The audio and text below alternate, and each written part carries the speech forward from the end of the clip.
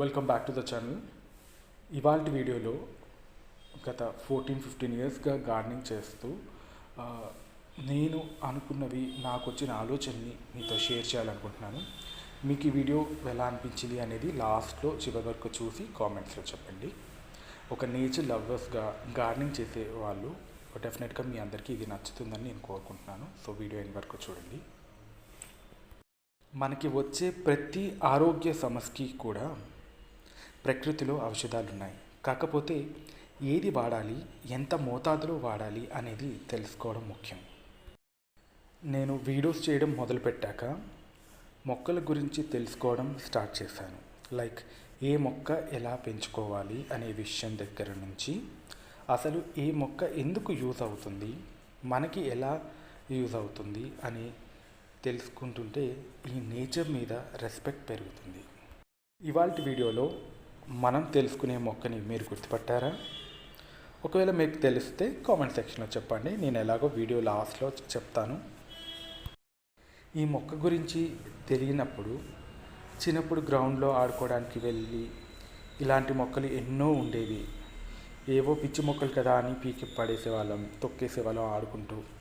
కానీ దీని వాల్యూ ఏంటో తెలిసినప్పుడు, మన గార్డెన్లో ఈ మొక్క పెరుగుతున్నప్పుడు ఎవరైనా ఏంటి మొక్క ఎందుకు పెంచుతున్నారు అని అడిగితే ఇది ఇలా యూజ్ అవుతుంది, ఇందులో ఇన్ని హెల్త్ బెనిఫిట్స్ ఉన్నాయని చెప్తున్నప్పుడు వీటి మీద ఇంకా రెస్పెక్ట్ పెరుగుతుంది. అండ్ ఈ మొక్క గురించి మీకు తెలిసే ఉంటుంది, కామాచి మొక్క, కామాంచి అంటారు. ఇది డిఫరెంట్ నేమ్స్తో ఉన్నాయి. వీటి హెల్త్ బెనిఫిట్స్ కూడా నేను ఈ వీడియోలో మీకు చెప్తాను. ఈ మొక్క దొరికితే మాత్రం డెఫినెట్గా ట్రై చేయండి. వీటి సీడ్స్ ఏవైతే మీరు బ్లాక్ సీడ్స్ చూస్తున్నారో ఆ పండ్లు మౌత్ అల్సర్కి చాలా బాగా పనిచేస్తుంది. ఇంకా మరిన్ని హెల్త్ బెనిఫిట్స్ అన్నీ కూడా నేను ఈ వీడియోలో మీతో షేర్ చేస్తాను. వీడియో చేయడానికి ముఖ్యమైన రీజన్ ఏంటంటే, మొక్కల గురించి తెలిసినప్పుడు వాటి వాల్యూ ఎలా ఉంటుందో, వాటి మీద రెస్పెక్ట్ ఎలా పెరుగుతుందో మనకి, మనుషుల్లో కూడా అంతే కదా. ఒకరికి ఎదుటి వాళ్ళు వాల్యూ తెలియనప్పుడు, ఎదుటి వాళ్ళు వాల్యూ ఇవ్వనప్పుడు పిచ్చి మొక్కల్లానే పక్కన పెట్టేస్తాం.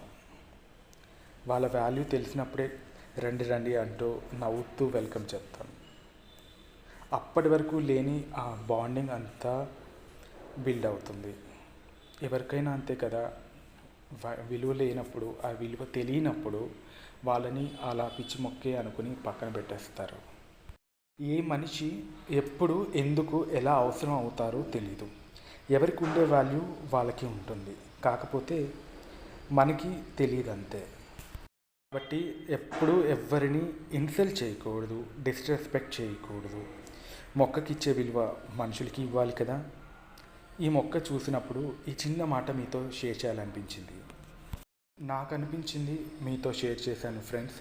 మరి మీ అభిప్రాయం ఏంటి, మీ ఒపీనియన్ కూడా కామెంట్ సెక్షన్లో తెలియచేయండి. మరి